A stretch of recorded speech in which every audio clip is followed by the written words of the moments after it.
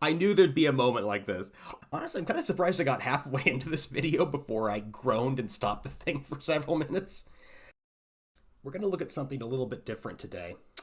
This is not going to be street interviews. This is one of those YouTube mini documentaries. You probably have them in your feed all the time. And it has the maybe one of the more sensationalist, even by these standards, titles I've ever seen, which is China's Deadly Single Women Crisis.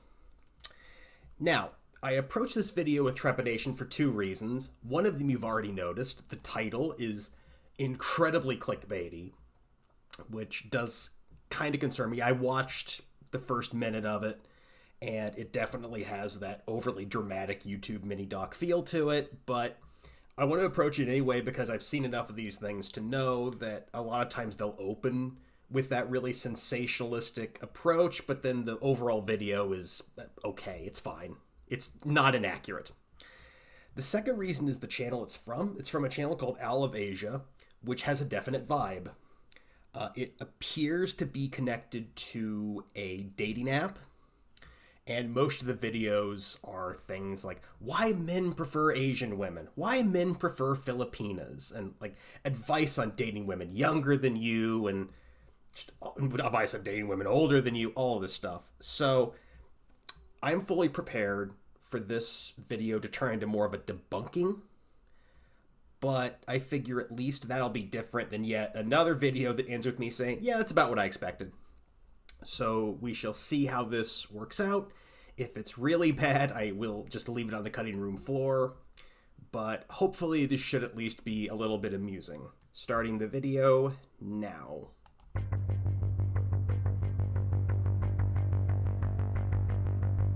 Imagine you take You see a what I walk to the mean? market, but instead of seeing fruit or vegetables, you see a market full of single women desperately looking for a partner. This is the reality for millions of people across China right now. These are the leftover women. All right, so this is it's based on, I hesitate to call it a phenomenon, but the term leftover women is real. It's used in China. Essentially, it refers to unmarried women over the age of 25. Now, in this part of the world, especially in this country where we marry pretty late in life, a lot of you heard me say that and your first thought was, and? Like, what's the big deal? You're 28 years old and single. Well, in China, it kind of is. This is seen as something of a moral panic, not just in China, but in the entire region. This idea of people getting, as particularly women getting married later, has become something of a panic. If you think that describing someone as a leftover is bad, in Japan, they're known as parasite singles, and it's actually even worse. So, again, this isn't actual, I hesitate to call it a phenomenon so much as it's just something that comes when a country develops, but it is like an actual term and an actual concept. So let us continue.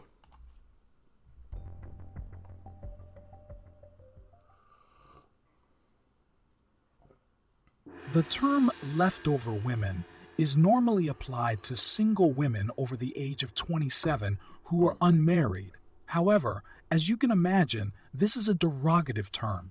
Take a listen to the terminology used for both single men and women in China. If you're a woman, single, and over 30, you are called 剩女, which means leftover woman in Mandarin. In Cantonese, you are called 羅底橙, 賣剩蔗, and 攝造辣, which means orange at the bottom of the basket, the sugar cane that didn't get sold, and the thing used for filling the gap of the stove. Yeah, it's exactly as awful as it sounds. There is a real dehumanizing element to this. I have a few stories I could tell for this, but I want to wait and see where this video goes before I get into them. But if you're a man, single, and over 30, you are called 钻石王老五, which means a diamond bachelor in Mandarin. In Cantonese, you're called 笋盤, which means quality real estate. But why is being an orange at the bottom of the basket such a problem in China?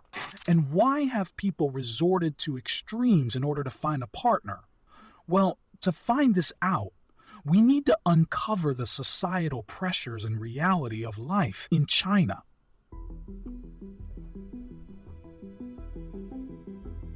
In 1979, China's one-child policy came into effect. This was a drastic measure taken to control population growth. The policy ended in 2016 and was replaced with the two-child policy, which was then updated to the three-child policy, which is currently in place.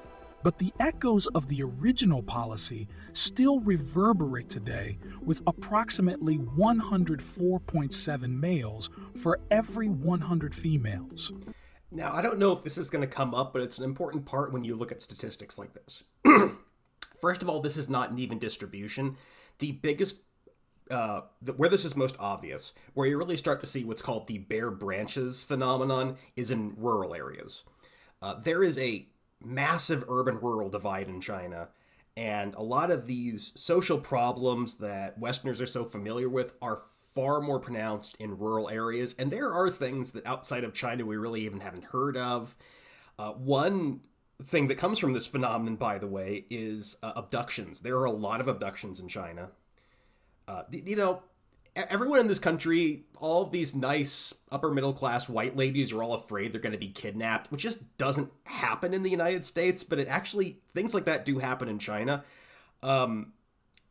Adult women and young boys are abducted mostly from train stations and are then sold in the countries as wives and sons, respectively. And I don't know how big a problem that is, but when you ask Chinese people what problems they're encountering in their countries, abductions comes up a lot, and it's for this exact reason. Continuing. It also must be mentioned that there is a strong preference for sons in China. You see, in China, sons are considered the golden ticket. They carry the family name forward.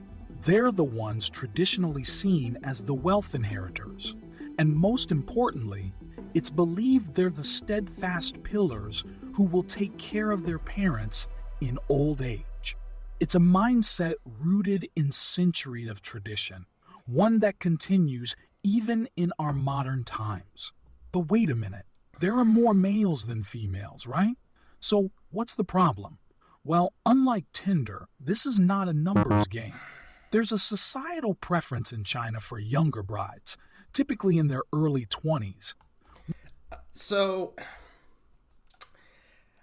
let's go ahead and get some of the awkward personal stories out of the way. For the most part, in China, this one actually might be a little long, but I think it'll inform some things that come later. For the most part, when I date women over there, they are younger than me, sometimes quite a bit younger. And that's because a lot of women have a preference for somewhat older partners. Don't get excited, they're not looking for grandpa, but depending on the exact age, you're looking at 5 to 10 years older. And the way I discovered that, although I didn't realize it for years, was the very first woman I saw over there. It was the first year I was there. I was 22, she was 22. Seems like a good match, but she would just all the time would just keep saying, "Oh, you're so young, you're so young." And it was such a weird thing coming from someone who was my age. But I've since realized that she was, in the first place, was not idly dating like we do in this country. She was looking for a husband. And she was anticipating an older husband. And I think, in retrospect, this kind of started out for her as a fling.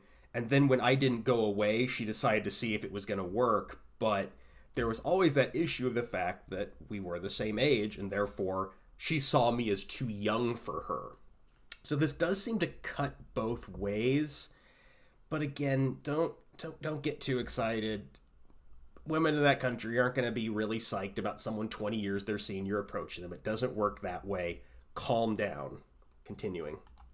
Women who are still unmarried in their late 20s and beyond often face difficulty finding partners. Chinese men are not afraid to admit they prefer younger women, and many would rather choose to be single than date an older woman. The reality of matchmaking in China is dramatically changing as we speak. Many leftover women are moving to a different life.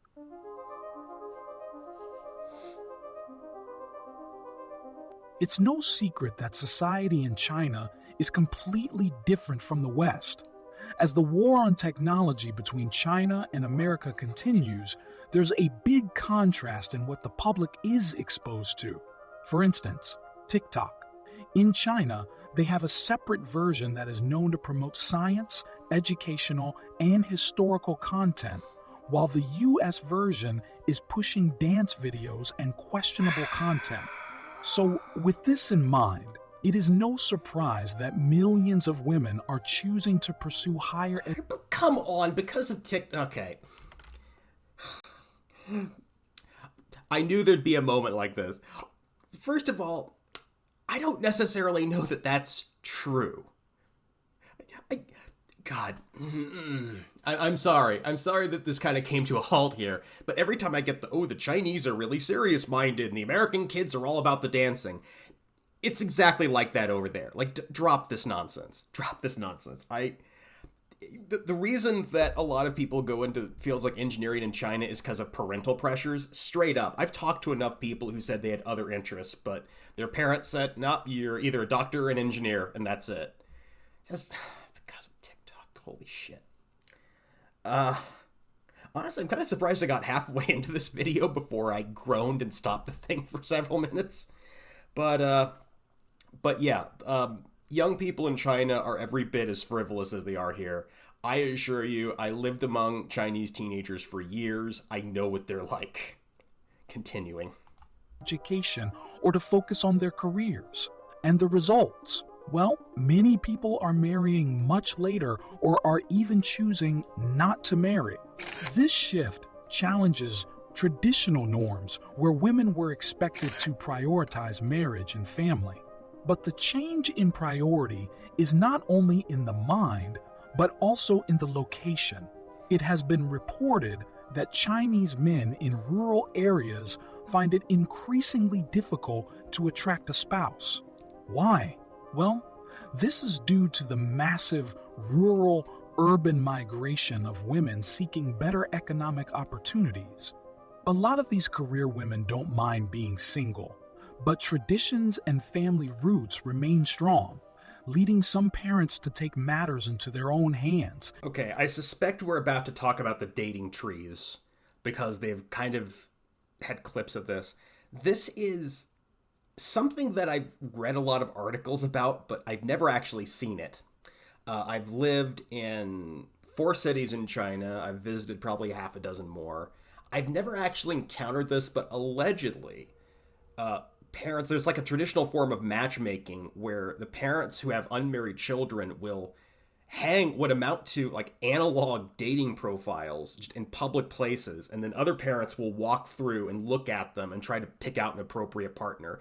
The most interesting account I ever read of this was actually from a Western woman who was, I think, ballpark of 30 years old, I think maybe younger, who actually allowed someone to do this for her just so she could experience what it was like. But I don't think it's all that common. Again, I've never seen this, and I've certainly been in places where you'd encounter it. So it is an actual phenomenon. It is something they actually do, but I think it's going to be presented here as though it's a lot more common than it really is. Continuing. And attend wedding markets to advertise their unmarried daughters. Yeah, here we go. On any given weekend, you'll find hundreds of anxious parents clutching marriage overviews of their children.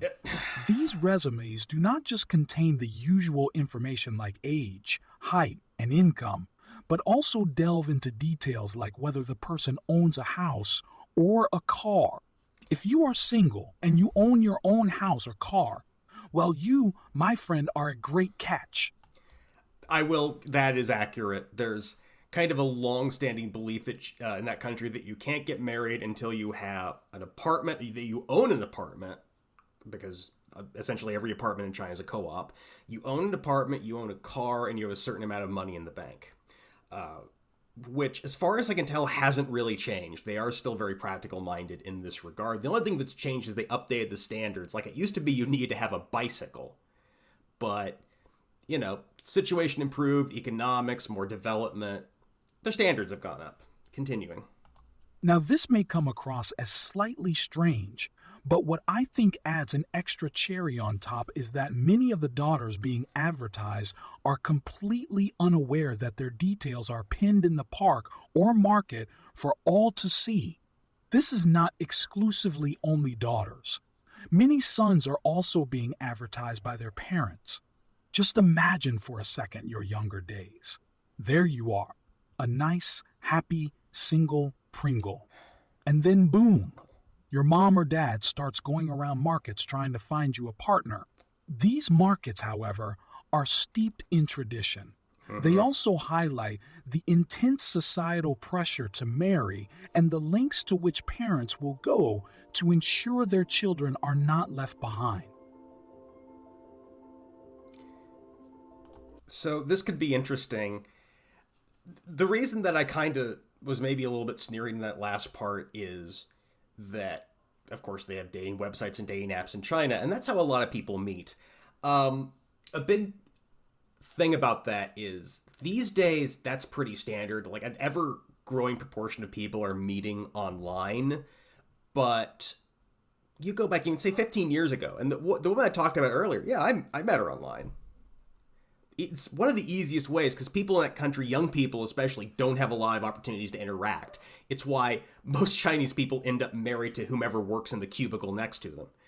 But 15 years ago, it was still seen as a little bit shameful to use dating websites. These days, everybody does it. But in East Asia, this is completely open because you have fewer opportunities. So there was really no shame about this 15 years ago like there was in the West, which means, yeah, there are probably more of these services and a greater range of these services. I would say that's accurate. Let's continue. What many people are not aware of is how big China's market is. It's a massive market with a lot of cash to be made. In fact, a lot of well-known corporations have been known to do whatever it takes to get a share of the market. For example, Apple has been known to share its customers' data. I don't know what this has to do with dating. Interestingly, the wedding and dating industry in China is thriving. It has an estimated revenue of over $300 million per year.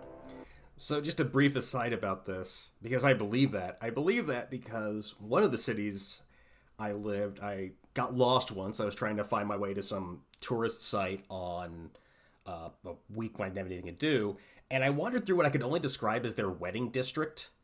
Like all these businesses, and probably every third one was wedding dresses, florists, caterers, lots of photographers. And it is a really big deal. People go all out for weddings. To my shame, I've never been to one. I was invited to one once that ended up being canceled. But they are very extravagant. They're meant to show off wealth, which means they're not that much different than weddings anywhere, I suppose. But the difference is in China, you don't need to have a wedding to have a marriage. The wedding comes after the marriage, and it really is to show off how well you're doing. It's just a big party for your friends, basically, which your friends partially pay for. If I'd have gone to that wedding, I would have been expected to chip in. Continuing. This has led to some sociologists believing that the leftover women label could have been created by the matchmaking and dating industry to maximize profits, playing on the fears of parents and single women.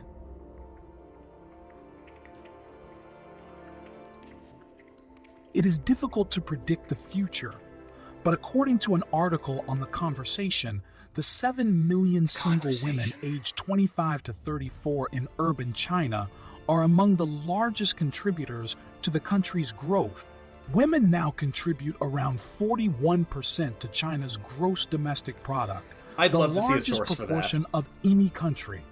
Another article suggests that China's leftover trend will persist for years to come. Despite facing challenges such as detention, increased surveillance, house arrests, and imprisonment, women's rights activists in China continue to fight for justice and equality. If you found this video interesting, feel free to take a look at our recent video, as you will be surprised at what we found out. Okay, could have been worse. All right, there were a few questionable bits and bobs in there. A little conspiracy theorizing at the end with no basis. A lot of speculation based on nothing. That nonsense about TikTok and Apple that had nothing to do with anything. In other words, typical YouTube mini doc. About the level of quality I was expecting. But, I mean, I don't think there was a lot in there that was inaccurate. I do think that the wedding markets are not as common as they suggest. It's one of those quirky things that Western journalists like to write about, like the crazy things the foreigners do. But, there's some accurate elements to that. I will say I think that there are certainly women who are unmarried by choice that late, because I've known a few of them. And that's about it for today, I think. Look, could have been worse. Could have been worse. That's all I'm gonna say. All right. So, as always, if you enjoyed this, comment, subscribe, all that nonsense. If you know of any videos, if you know of any channels, because I'm not revisiting this one. But if you know of any channels I should look at, please leave a comment, and I will see you on another day.